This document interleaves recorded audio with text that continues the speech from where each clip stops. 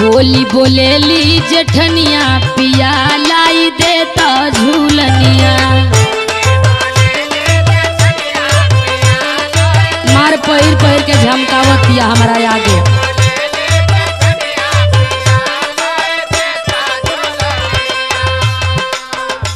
अरे बोले दा इसमें तनी कड़की बा, सुना हमार बात।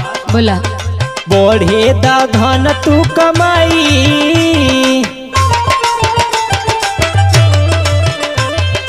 बढ़े दा धन तू कमाई, देव तो है झुलनी।